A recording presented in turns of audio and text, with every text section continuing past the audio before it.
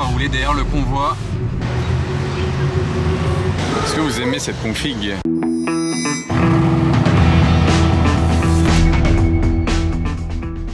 Hello everybody, this is Fipe. Comment allez-vous les amis? On se retrouve pour une nouvelle vidéo à Monaco. Il fait très beau et très chaud aujourd'hui. Je me suis beaucoup trop couvert. J'ai déjà très chaud, mais bon, mieux vaut ça que d'avoir froid. On va passer un bon moment ensemble. J'espère que vous êtes prêts, car c'est parti. Ah, j'étais pas prêt. Ford GT. Ça fait plaisir. Ah, le petit train, il fait un peu moins plaisir. C'est tellement imposant, c'est tellement large. Waouh, ça fait plaisir à voir quand même parce que ça se fait très rare. Et comme je vous l'ai dit une fois, je préfère voir cette génération de Ford GT que les toutes dernières. Donc je suis content d'avoir spoté ça. Et maintenant j'ai un bus. Ok, la voici. Sympa la couleur. Ça fait plaisir de voir des configurations originales quand même. Waouh.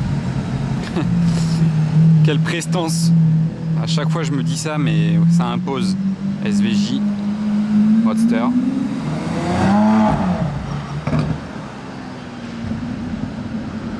Quelle violence. Bon, c'est pas la config que j'aurais pris en premier, mais c'est très violent. Et une GT3 Touring à présent. Et moi je vais changer de lieu de spot. Petit combo de deux petites bombinettes sportives là pour faire des petites routes de montagne. M2 compète et GT4 RS même.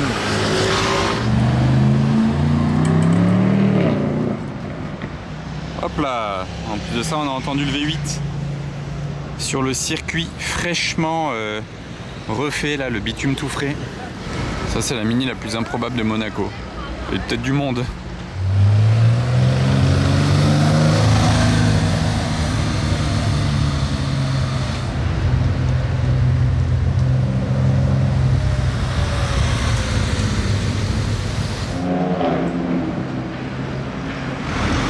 Très clean avec les jantes comme ça. J'aime bien les jantes claires, je vous l'ai dit l'autre fois d'ailleurs. Il faudrait que ça revienne un peu plus à la mode. Après attention, j'aime aussi les jantes noires. Ça peut être contradictoire, mais sur certaines configurations, j'aime les jantes noires. Par exemple sur cette Mini Full Black, bah voilà, je trouve ça sympa les jantes noires. Ça va bien dans l'ensemble de la voiture. Bah lui d'ailleurs il a les jantes bleues là, ici.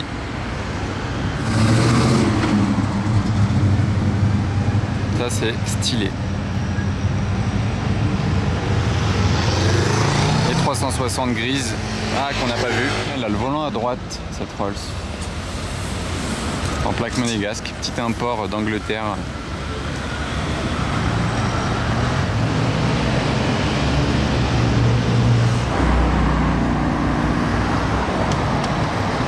Bon, il est à moitié au soleil, je vais vous montrer de l'arrière juste après, on verra mieux la couleur.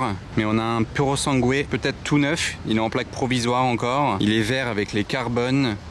Et l'intérieur très beau avec un extérieur vert, c'est ce qu'il faut. Faut pas un intérieur noir. Là c'est la grande classe. Il a les étriers noirs. Je pense vraiment qu'il est tout neuf. Ah, il a les petites surpiqûres vertes ici. Vous voyez, petit détail pas mal. Waouh, l'intérieur c'est vraiment sublime, hein. Moitié cuir, moitié alcantara de cette couleur là. C'est les plus beaux intérieurs qu'on puisse faire chez Ferrari. Tellement classe. Ça fait très luxe. Et le rétro peint de la même couleur que la voiture, il n'est pas en carbone. Et ceci, c'est la poignée pour ouvrir la porte arrière. Ils nous ont fait ça. Petit truc là à tirer. Et c'est électrique. J'essaye de vous montrer l'arrière, mais c'est pas facile entre les barrières et l'arbre et la voiture à côté là. Bon, vous voyez quand même le soleil taper dessus. Ça ressort bien. Avec le carbone, les jantes sympas. L'intérieur qui ressort bien aussi. Mais c'est pas facile à vous le faire voir dans son ensemble. C'était quoi cette S Brabus là? Mais c'est fou, ouais. C'est trop bizarre, elle faisait un bruit de V12 mais je l'ai vu trop tard. Et je pense pas qu'il y ait un V12 dedans parce que dans cette génération là c'est fini les V12, mais bon vu que c'est une Brabus, je me suis dit à tout moment ils ont mis un V12 dedans. Il est énorme ce Ford Raptor, je l'ai vu de loin tout à l'heure, en plus de ça il faisait un bruit énorme, aussi énorme que la voiture, en plaque de la principauté d'Andorre. Alba One, c'est imposant à l'américaine. Waouh, elle est splendide cette DB12 cabriolet.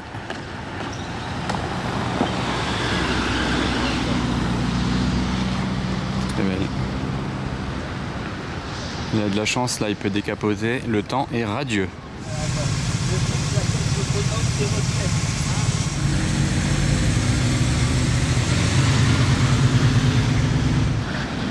La classe à la James Bond, Vanquish.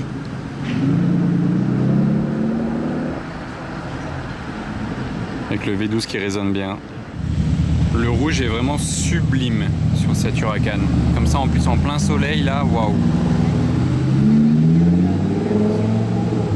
C'est une Evo. Lui il avait un wrap, il l'a enlevé là.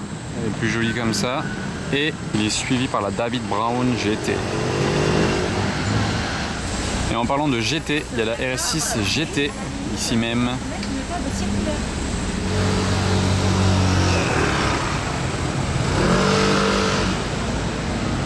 Pas facile à la filmer de là où j'étais, désolé.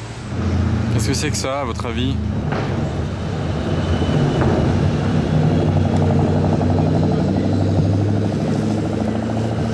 On aurait un peu dit noble. En tout cas ça fait un bruit sympa.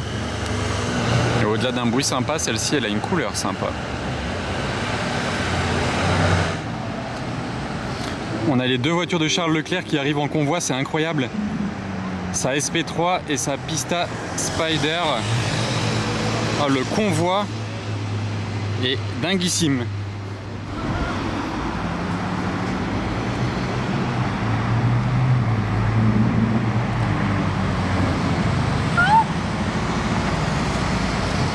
Alors ça, je m'attendais pas à voir les deux voitures de Charles Leclerc en convoi un jour. Sa SP3 et sa Pista Spider. Il avait d'abord eu la Pista Spider il y a déjà quelques années. C'était la première fois qu'il faisait cette configuration vraiment très monégasque avec le drapeau monégasque sur toute la voiture, du Normat. Ça c'est du tailor-made Ferrari fait sur mesure pour lui. Il a ensuite fait exactement la même config sur sa SP3, Daytona SP3.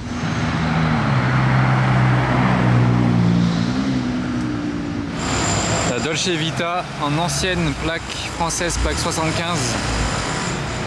C'est stylé. Oh.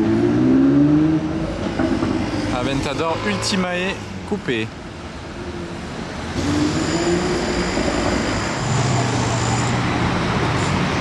Nouvelle Vantage. Et suivi d'une Sport classique. J'étais pas prêt. Oh, la petite série 5. Alpina. Attendez, qu'est-ce que je vois là? C'est la voiture de Charles Leclerc. La SP3 et la Pista que je viens de voir. Est-ce que j'y vais ou est-ce que j'attends ici? Telle est la question. Donnez-moi votre numéro. Bon, on allait voir les voitures à la digue et on s'est chauffé et on est arrivé au moment où vraiment elles partaient. Donc là, on se retrouve à rouler derrière le convoi. Vous voyez sa plaque 488P, c'est la plaque parfaite, 488 Pista. Ça fait maintenant vraiment pas mal d'années qu'elle est sur Monaco, sa Pista. Je l'avais déjà vue il y a longtemps, vraiment. Mais la SP3, je ne l'ai pas encore vue tant que ça, mine de rien. Et les deux ensemble, par contre, ça c'est du jamais vu. C'est jamais arrivé que les deux sortent en même temps, ou qu'il y ait une photo même des deux voitures qui sortent sur internet ou quoi, ou encore moins une vidéo du coup. Donc là, voilà, un beau petit convoi.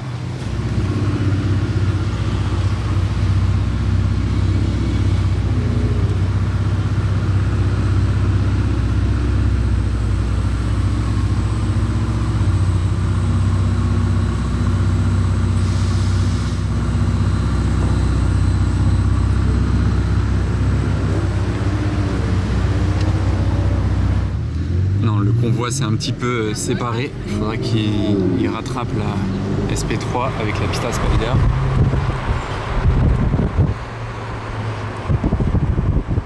Ah, le petit camion là.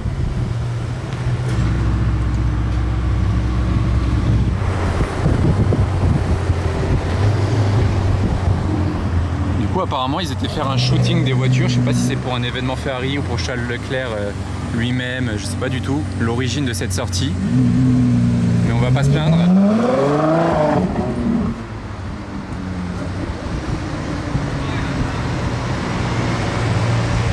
Ça fait des travelling au calme.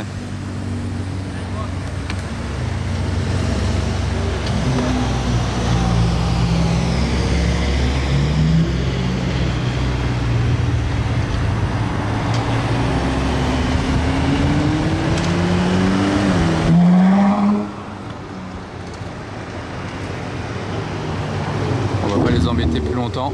En tout cas, c'était ouf à voir. Enzo ici, F40. Bon, c'est des trucs habituels qu'on voit chez Ferrari à l'atelier. Bah bon, ça fait toujours plaisir. Bon, on retombe sur la pista Spider de Leclerc. Ok, par hasard. Peut-être que la SP3 est passée un petit peu avant du coup. Très jolie DB12 volante.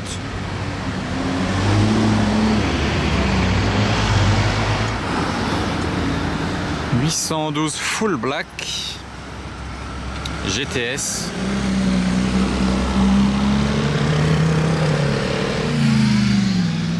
Cette grande bouche.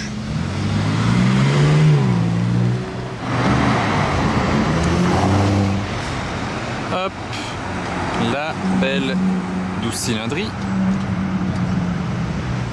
Waouh, alors ça j'étais pas prêt.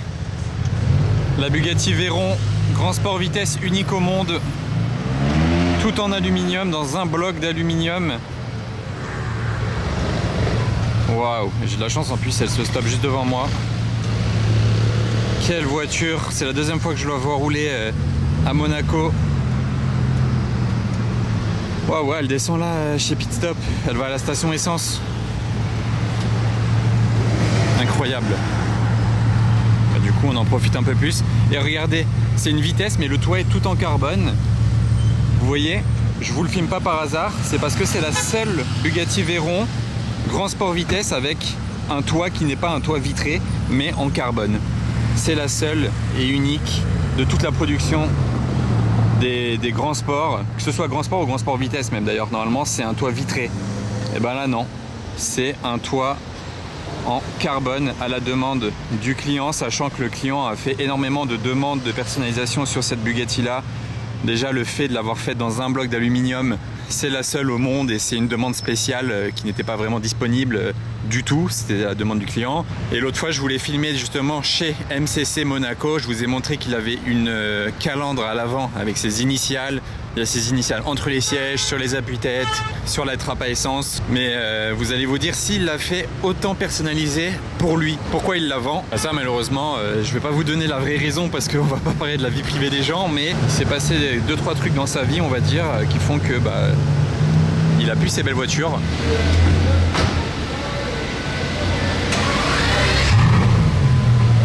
Waouh. Quelle voiture mes amis.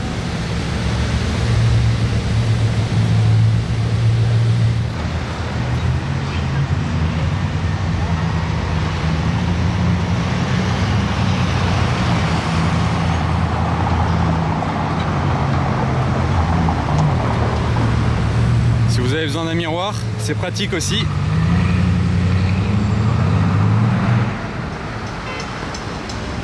Waouh, j'ai le souffle coupé là. Ah, franchement, c'est trop incroyable. Ah, elle est là-bas. C'est trop incroyable. Franchement, déjà c'est incroyable une Veyron. Mais alors dans une config comme ça, tout en aluminium et carbone.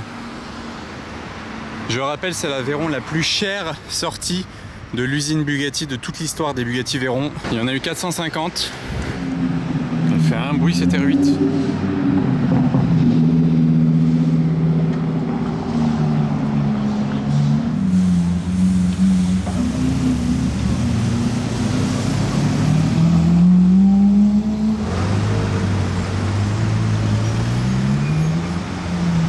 Regardez la plaque californienne du X5, improbable. On a la Porsche Turbo, 50e anniversaire.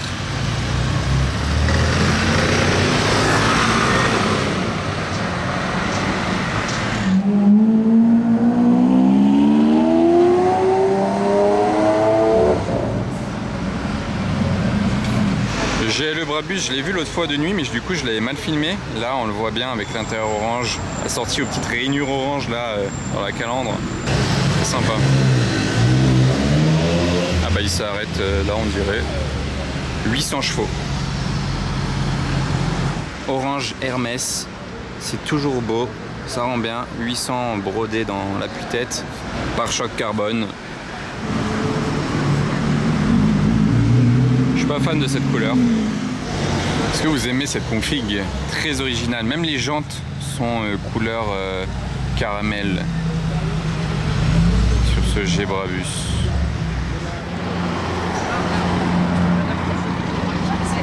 Il est original le wrap sur cette Bentley, qui d'ailleurs a un kit complet Mansory avec les grosses jantes, diffuseur, échappement.